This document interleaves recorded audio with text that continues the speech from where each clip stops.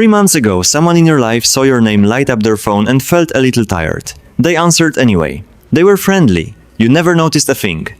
That's how this works. Nobody announces they're pulling away from you. They just take longer to reply, the plans get vaguer, and one day you realize you're always the one reaching out. Here's the part almost everyone gets wrong about why. They assume it's something big, looks, status, personality, so they fix the mirror. New haircut, better clothes, a gym membership in January.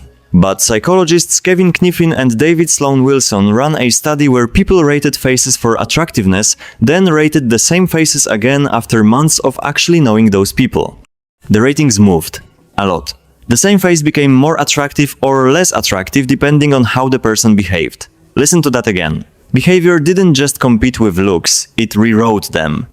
Which means whatever's quietly costing you people isn't visible in any mirror you own. It lives in tiny, ordinary moments you've stopped noticing. Moments you'll repeat again tomorrow without knowing. So consider this video the conversation nobody around you is brave enough to have with you, because I'm about to show you exactly where to look.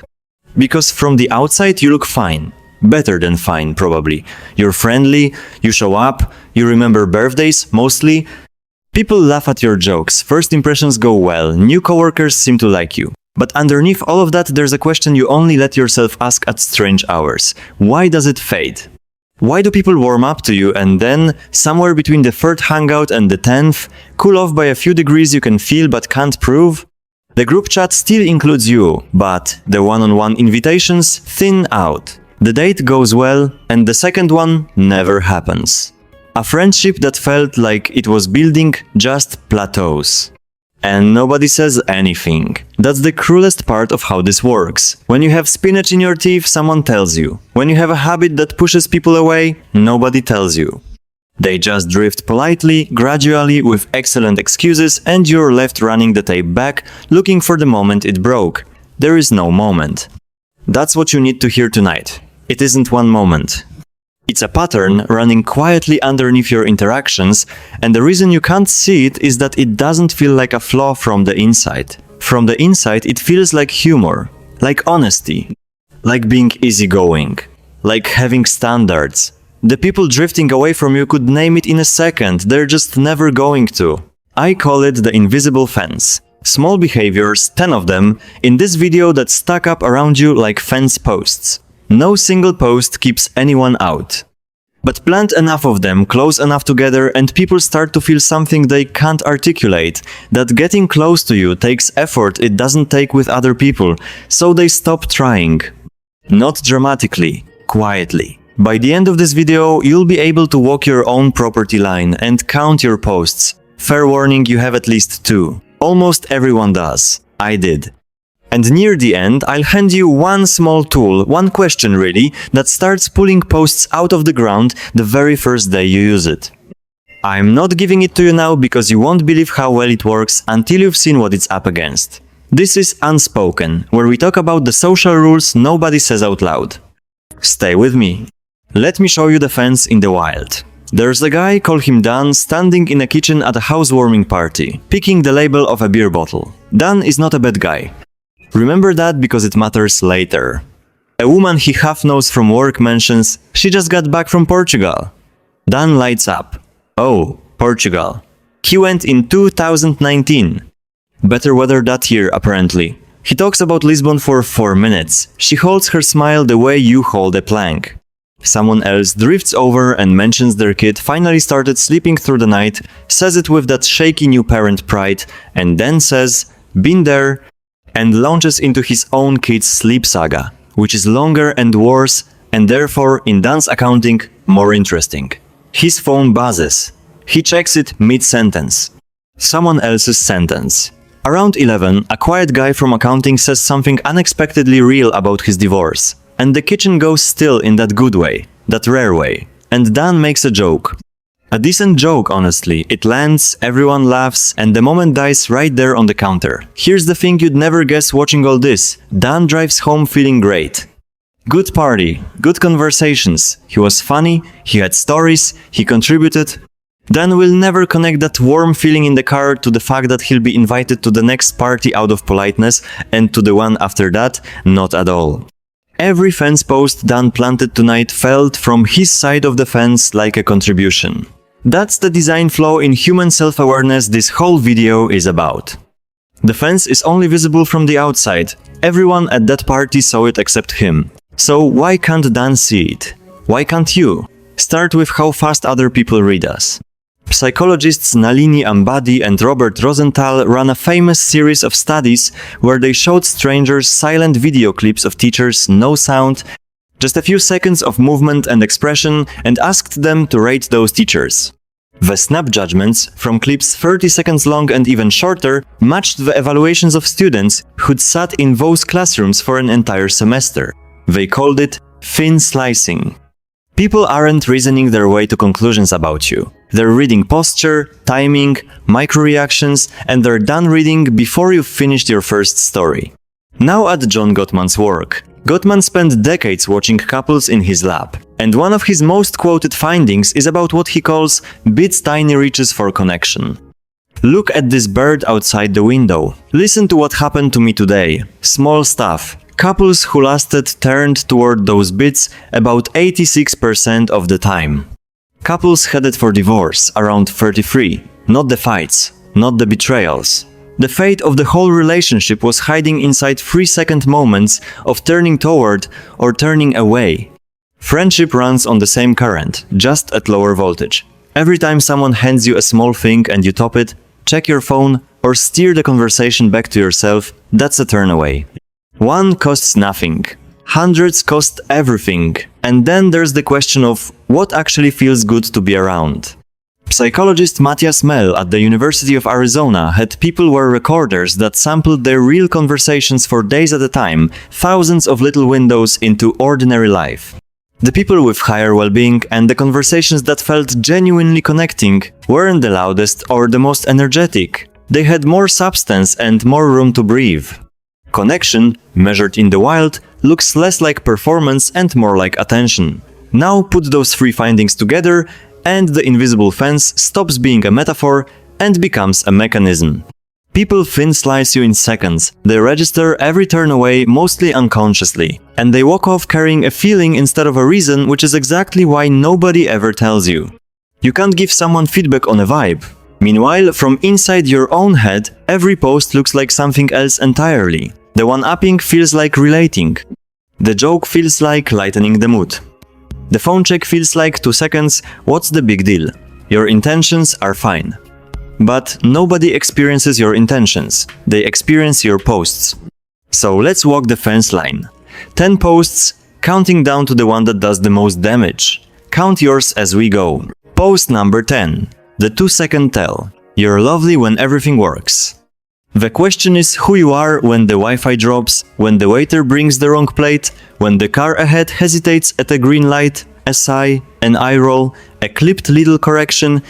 It lasts 2 seconds and you forget it in 3. The other person doesn't, because they know, somewhere below language, that your best behavior is a presentation and your worst behavior is a preview.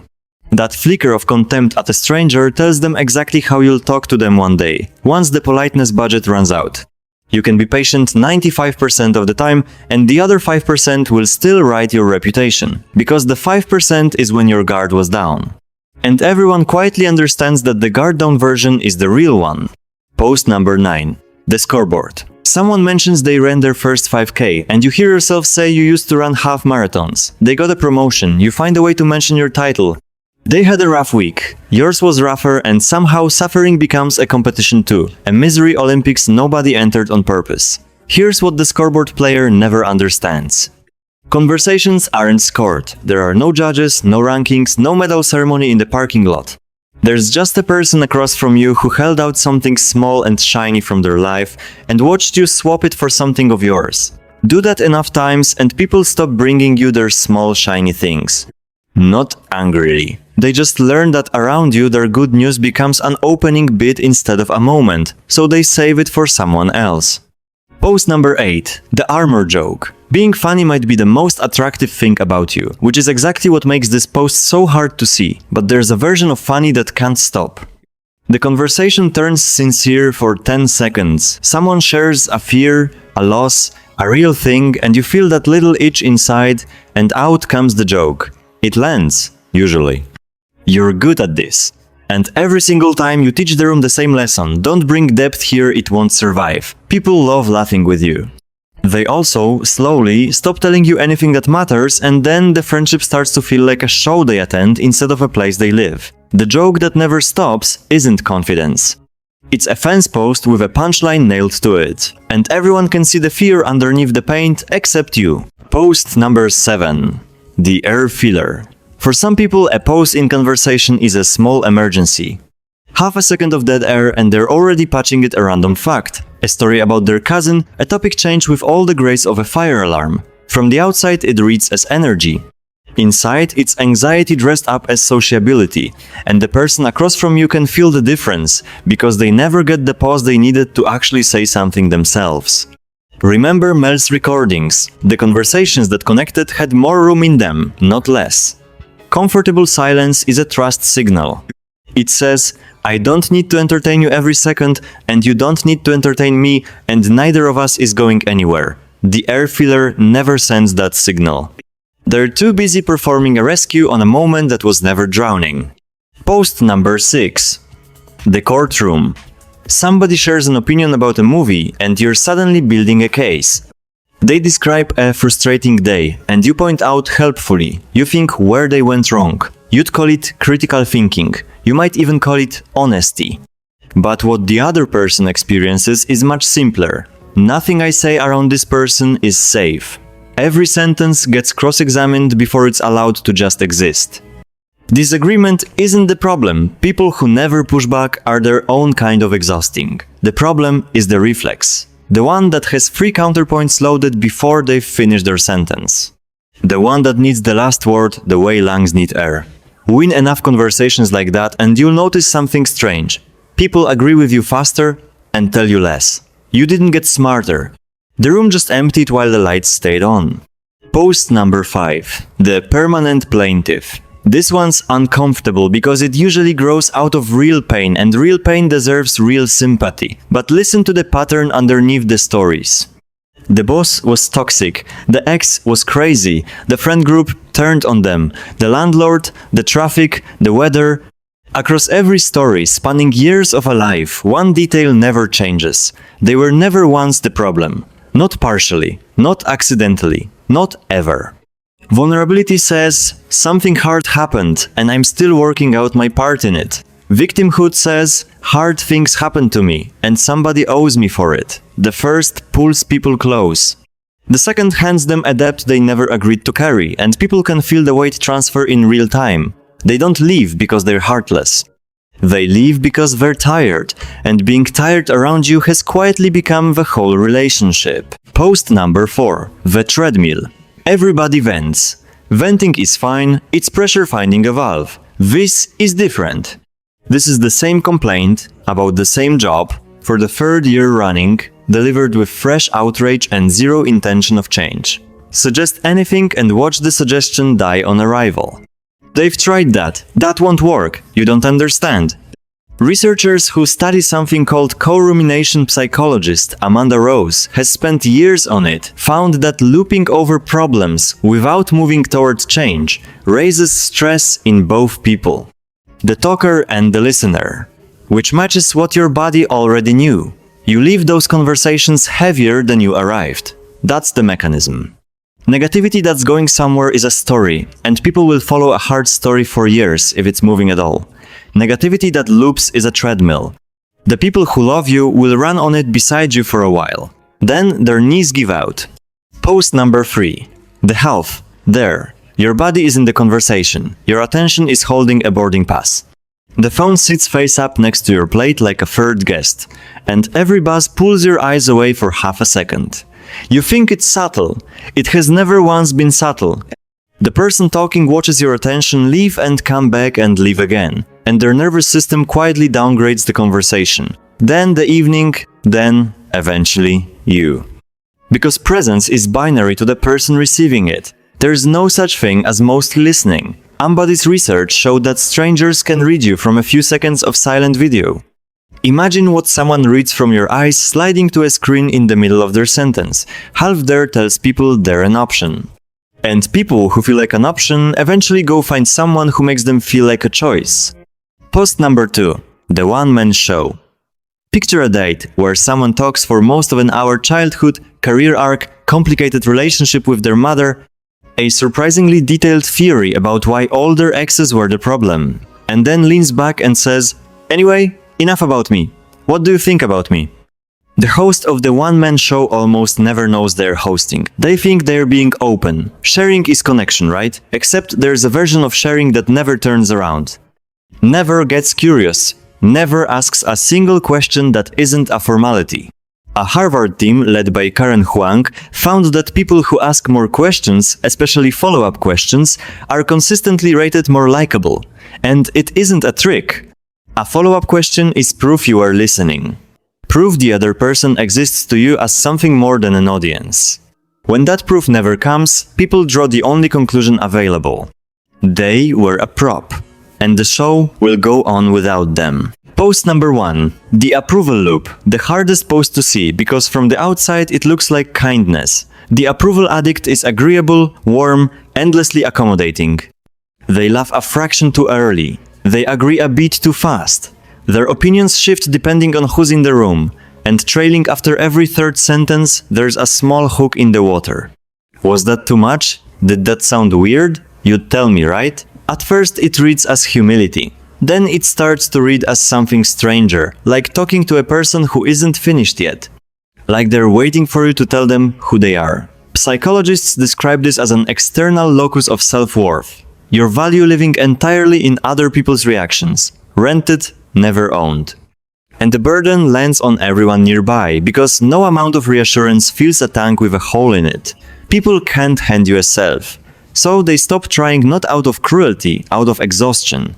Here's the flip side, and it's the whole reason this post sits at number 1. Steadiness, the kind that survives someone disagreeing with you, is the single most magnetic quality a human being can carry into a room. Walking in as the same person you were before anyone reacted to you. The approval loop trades that away one small permission slip at a time. Now, if you counted your posts and it stank good, hold on, because this is where the video turns, and it's the part other videos on this topic won't tell you. Every post in your fence was load-bearing once. You didn't develop these habits because you're broken, or self-absorbed, or unlovable. You developed them because at some point each one worked. The 2-second tell, somewhere back there, visible frustration was the only way anyone noticed you needed something.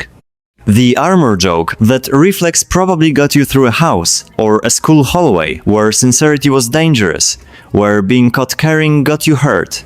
The scoreboard started when you learned that being impressive earned attention that being ordinary didn't. The approval loop began in rooms where approval was rationed, where you learned to read faces before you learned to read books, because someone's mood decided what kind of night you were going to have. You weren't building a fence. You were building protection. And here's the strange, hopeful part. The people with the most fence posts are usually the most socially perceptive people in the room. Think about it. You can't develop a finely tuned approval radar without being unusually good at reading people. You can't master deflective humor without a perfect sense of a room's emotional temperature. Every skill that builds your fence is a connection skill running in reverse. Which means you are not starting from zero. You're not the person who can't do this. You're the person who's been doing it at an elite level aimed the wrong way. The sensitivity that built the fence is the exact sensitivity that takes it down faster than you'd believe, because you already feel everything you need to feel. You've felt the moment a conversation goes cold. You've felt yourself reach for the joke, the phone, the counterpoint, the trophy. That small flicker right before the habit fires, that's the gap where change lives. Most people never notice the flicker. You will now. So let me say the plain thing once, and then we'll get practical. A fence and a bridge are made of the same wood. Nobody who built a fence lacks the materials for a bridge. They just learned to build the wrong thing first, in a place where the wrong thing kept them safe. You're not in that place anymore. It's worth checking what you're building. So here's the tool I promised, and I know exactly how it's going to sound. Too small. That's the point. You don't take down a fence with dynamite. You pull one post at a time. The tool is called the second question. Starting today, in any conversation that matters even a little, when somebody tells you something, ask a question about it. Then, and this is the entire tool, ask a second one before you're allowed to say anything about yourself. That's it. Someone mentions Portugal, and instead of your Portugal story, you ask what surprised them most about it. They answer.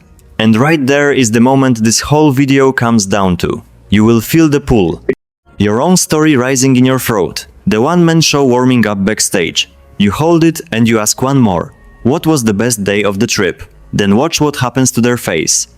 The second question is where connection actually starts. Because everybody asks one question. One question is manners. Two is interest. And two is rare enough that people remember it not as a technique, but as a feeling. That person actually saw me. Notice what the second question quietly kills too. You can't run the scoreboard while asking it. You can't loop a complaint or host the one-man show. You can't even check your phone mid-question without catching yourself in the act. One habit and half your fence posts lose their footing at once. Two supporting rules, and then I'm done telling you what to do. First, phone in the pocket. Face down in your bag if it has to be out at all. Presence is binary, so pay the full price of admission. Second, trade one complaint a day for an observation. Not fake gratitude, just a trade. This restaurant is so slow becomes, they sit you fast and cook slow, I wonder why. Same honesty, different direction of travel. None of this is charisma coaching. It's something smaller and better than that. It's proof, delivered daily in tiny doses to the people around you, that being close to you costs less than it used to. Remember Dan? Kitchen, beer bottle, Portugal. Let me show you Dan 6 months from now at another party, same crowd.